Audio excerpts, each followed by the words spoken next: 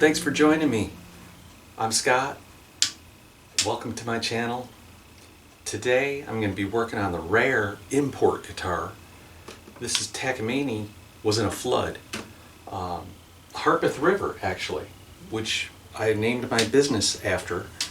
It runs through the west side of Nashville, through Franklin, Brentwood, and a little town called Bellevue down here.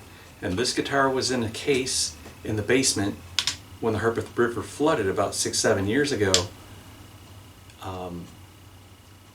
It got flooded, and what happened was the wood swelled up, and when it shrunk back down and the water evaporated out of it, the braces all came loose. I've spent the last 12 days gluing the braces back onto the back and the top, the X brace, the tone bars, the back braces, the finger braces, everything was loose. But none of them had fallen out of the guitar. They'd all come loose, so I had to like individually glue the ends back down here and there, a couple in the middle. Anyways, now that that's all done, there's a finish repair. So this guitar's had a wild story. The case hinges broke, and what the owner did is she went and got some little cabinet hinges from Home Depot, and she screwed them right through the case next to where the broken hinges were with wood screws. And every time she put the guitar in and out of the case, it rubbed up against those wood screws, eventually causing all this. Looks like a rat's been chewing on it. So this is what we're going to work on today. And of course this import finish is one of those type of polyester finishes. So it's not lacquer or shellac or anything easy to work with. It's going to be challenging. So let's zoom into this and we'll take a look. As I zoom in to get a closer look at this mess, I will say in her defense that the case felt was disguising the sharp ends of the wood screws. She didn't know that the wood screws were really sticking into the case as far as they were, because the felt was so fuzzy. They were definitely camouflaged and disguised inside of that fuzz, or felt, or whatever the hell they call that. Anyways, I should probably sand off some of this stuff.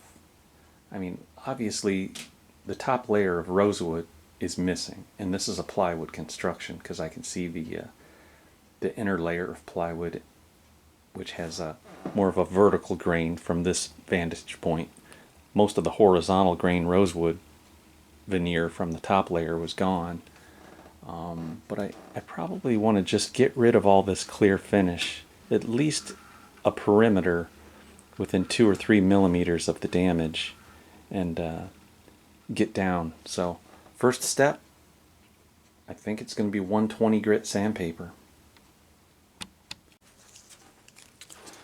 So this is one of those Takamine guitars that has the tube preamp built in. Yeah, there's an actual tube inside this guitar. It's crazy. But it's perfect for her because she plays with really light gauge strings, tuned down to like a dadgad tuning, and so there's not a lot of tension on this guitar neck, and she needs all the volume she can get. When she plugs it in, that tube really beefs up the output of this guitar when she's performing or recording. But man, I can tell already this is going to take me a while. I'll be back.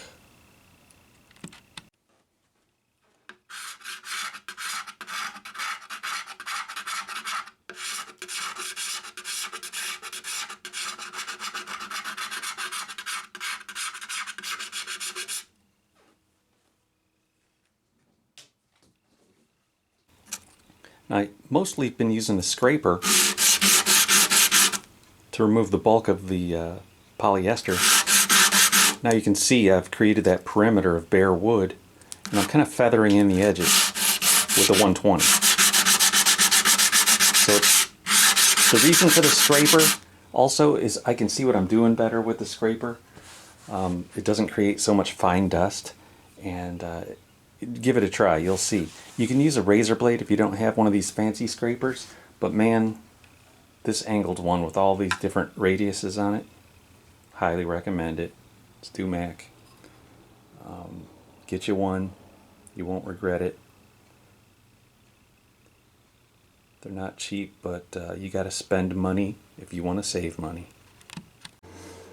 Okay, now I mixed up the epoxy putty and I mixed in 1 drop of medium brown. And you can see the area that the medium brown has been jammed into. A little spot here and these 2 big spots. I took a razor blade and smoothed it out with the simple green. I used the simple green to kind of clean up my gloves, and it also lubricates the razor blade so that as you scrape it across here, it doesn't pull this stuff back out of the holes. It lets the razor blade glide over the top of the stuff, and I can see that there's a little area. See, you can see what I'm saying now. Here's a little simple green on the razor blade.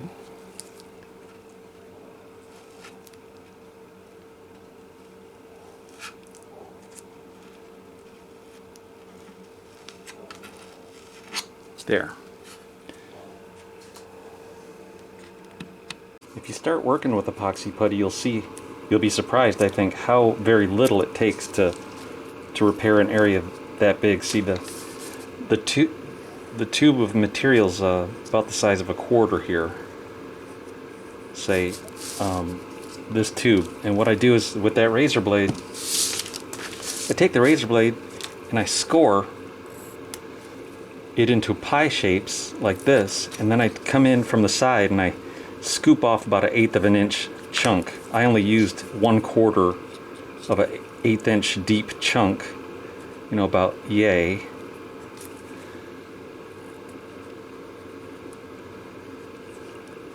I used this one little wedge, and I mixed in 1 drop of the medium brown, which is color tone medium brown, and then I used the simple green. So razor blade, epoxy putty, and as always, I want to shout out to Ian Davlin and the Luth Group for helping me refine my skills here. The color I was shooting for was not the dark grain line, but this lighter color here. And then I want to draw in my darker grain lines over top of this lighter color to get a nice blend, a natural wood look. So when you mix it, if you mix it too dark, just throw it away, start over. Use half a drop or whatever.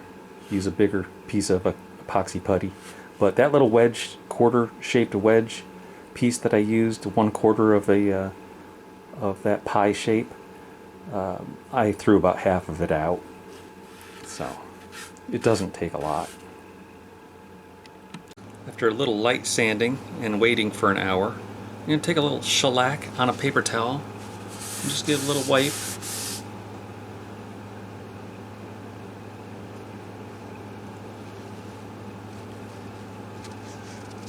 Looks like we could do a little filling.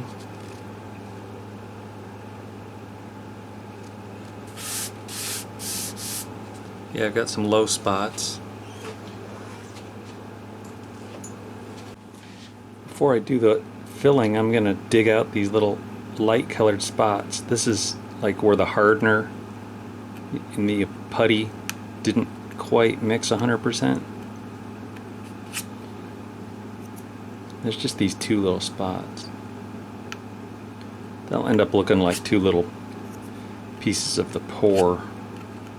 Yeah, there's definitely a gouge right here that needs filled in. Now, I don't know that this putty's really all 100% dry, so I'm gonna put this one on a shelf for another hour. Come back. I've brought it around a little closer to the exhaust fan over here, and I'm going to do a few coats of this fill and finish thin.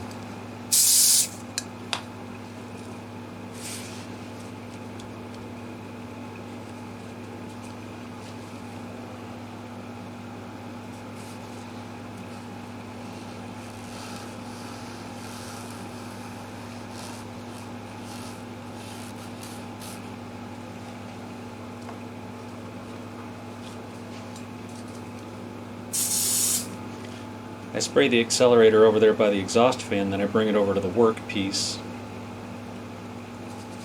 Just to get things started, I might do a few squirts directly on the work.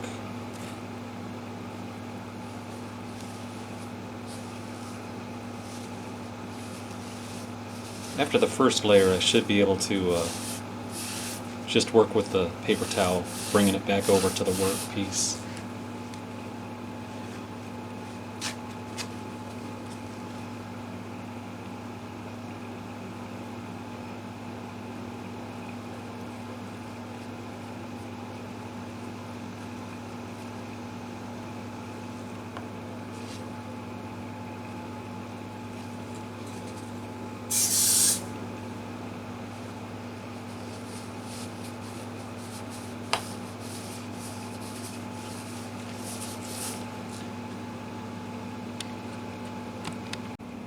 After my first level sanding, I had to go back in and drop fill some more of the fill and finish thin.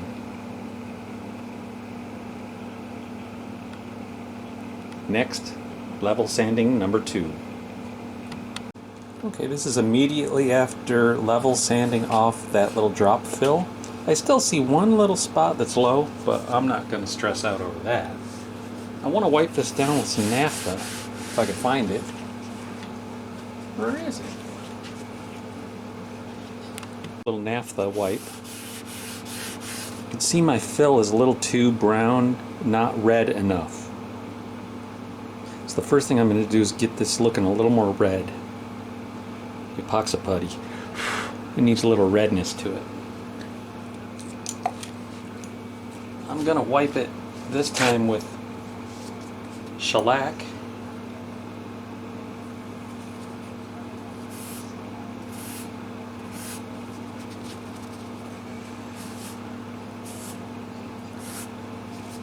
That kind of just gives me a wet look to work with instead of that dry look. Everything looks different when it has a wet look.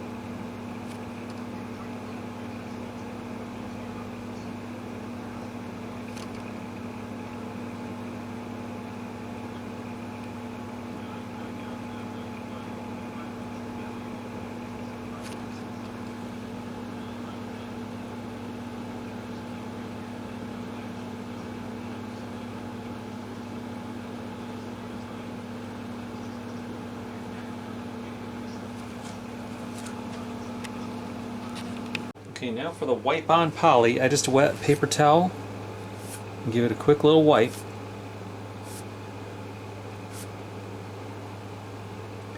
And see, that didn't react with the solvent-based touch-up. If I would have wiped this with shellac or brushed on lacquer over top, it would have smudged everything. But this is a water base and it doesn't react with the alcohol-based shellac that I used. The pens are also alcohol-based inks. So anyways, I'll let this sit overnight, and then I think that color will work. I mean, yeah, I think it'll work. It does look like there's a kind of a light spot going on. I don't know what's going on. We'll see. We'll look at it again tomorrow. I'm just going to try to get this area back to its darker brown color that I scraped off. First I'll take some just plain old shellac. Give it a few wipes.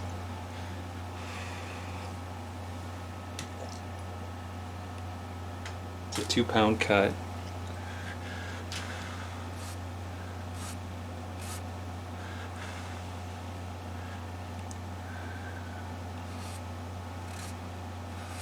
Feels a little sticky. I made up a new pad here. What I'm going to do is take some shellac and I'm going to take some Kalamazoo, which where is it? Let me get the Kalamazoo. You know, maybe I work my way up to the Kalamazoo. I went with this medium brown, and I put a little bit on this slide to see where it gets me. And I'm liking what I see. If I put a second coat on there, look at that. Medium brown, huh? Yeah, let's do it. Let's try this medium brown.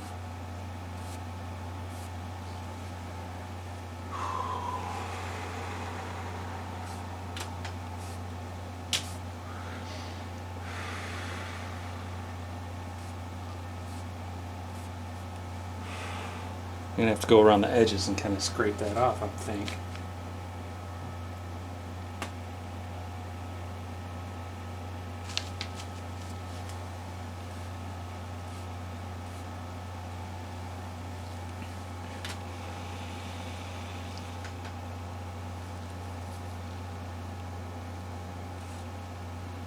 Kind of looks like a butt wipe.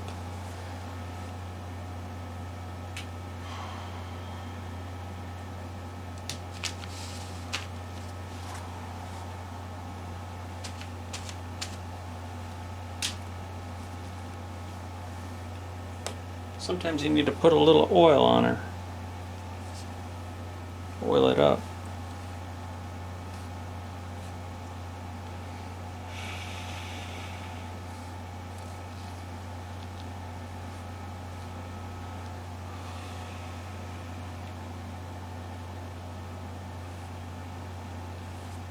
Don't want to press too hard. Next thing you know, I'll lift all that color right back up off of there.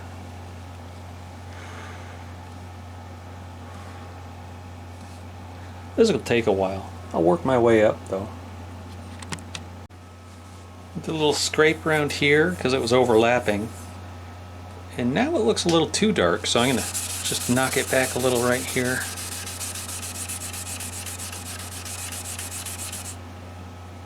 Some of that color came off. I'll wipe it with some naphtha. Might be too dark, I don't know still. Gotta see what it looks like when it's wet. It's just not right.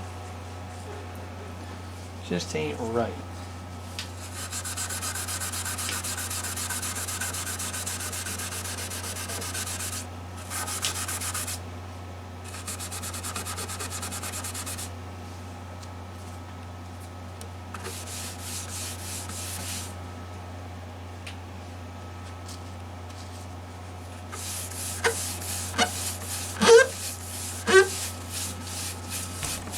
Now, it looks good when I wiped it and I squint and I look at it. It looks good. So that's the true test. Is look good when you squint. Because when you're not squinting, you're going to judge it a little too much. So, looks good when I squint.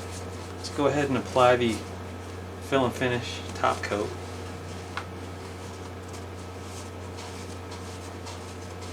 I don't think she's expecting a miracle or anything.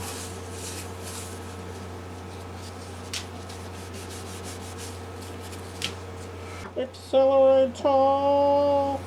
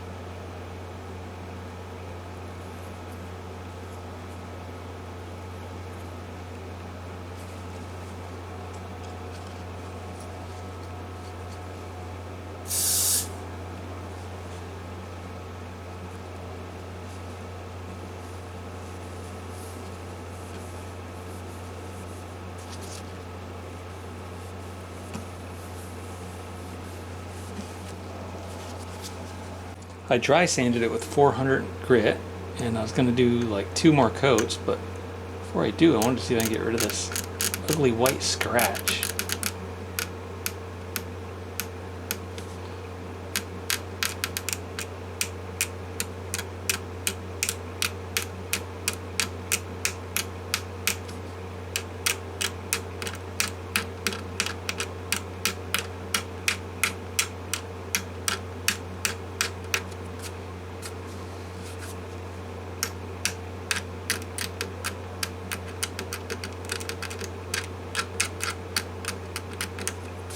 See what happens.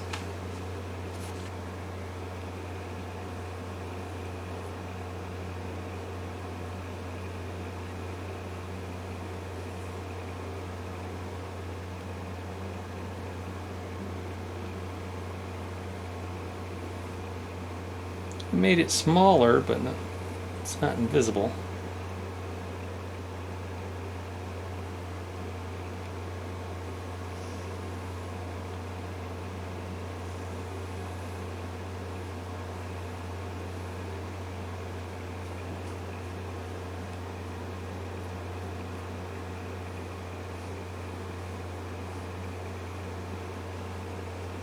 All right.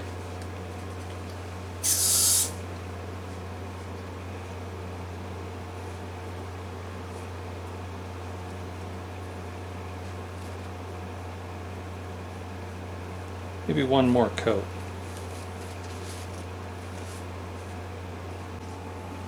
So this guitar, I don't know if I pointed it out earlier, but it's come to bite me in the butt, that this guitar has the Japanese polyester guitar syndrome, where the finish becomes cloudy for some reason. Like the wood wasn't dry enough, they sprayed the polyester on, or something happened where the guitar was like in an environment where it got too hot or something, and the wood released a little moisture underneath the finish, and it developed this like milky white film under the finish. So now this one spot here that I've removed that finish is crystal clear. You can see the wood with no cloud. And so, you know, I'm just gonna finish it up and polish it as is right now. And I'll see the guitar again, but if anybody wants to chime in, and if anybody can think of a way where we can simulate this cloudy finish, I can't think of anything right off the top of my head, but if anybody wants to chime in about, you know, how we might be able to achieve something like that in spots, that might be something nice to know about. 4 polishing compounds, and then we're done with the job. So, I don't know if you can see this, but this guitar has that white milky stuff that I was talking about before. And now we've got this one spot here that doesn't have the milky. And I don't think it's the end of the world, because all that this guitar has been through, and as bad as it looks on the back, I think we'll live with that one spot that doesn't have the milky white look. Maybe one of these days we'll completely refinish the guitar. I've done that to one of these before.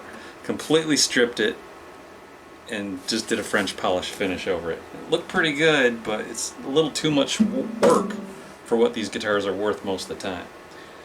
Let me plug it in and play it for you, and so you can hear what this tube sounds like. Okay, here's everything that I use for the polyester polishing. First, I use the wet sandpapers 600 through 2000, all from StewMac. That's the gray stuff. And then I use the Trizact pad, which is a 3000 grit, wet sand that. Then I plug in my Craftsman power drill. This is a corded drill. If you use a battery powered drill, you'll probably run out of batteries after this, halfway through the medium compound. But for now I'm using the coarse from Color Tone and a separate pad for each compound. Then I go to the medium, then I go to the Ultimate Meguiar's, and then the Meguiar's Ultimate Polish. And I change pads each time, so I got 4 different pads, and that's it. That's the only way I've found to get a good finish on polyester after sanding it and working with it and stuff. So let's hear this guitar. Some people think putting a tube in an acoustic guitar is sacrilege. I think it's kind of cool. It's a cool tube.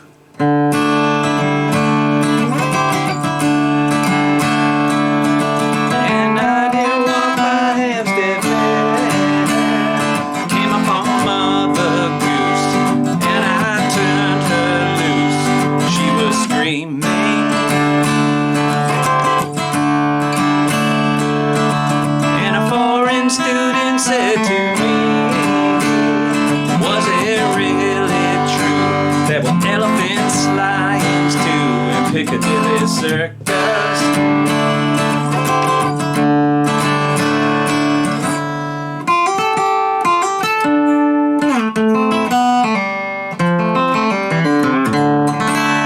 Almost had it.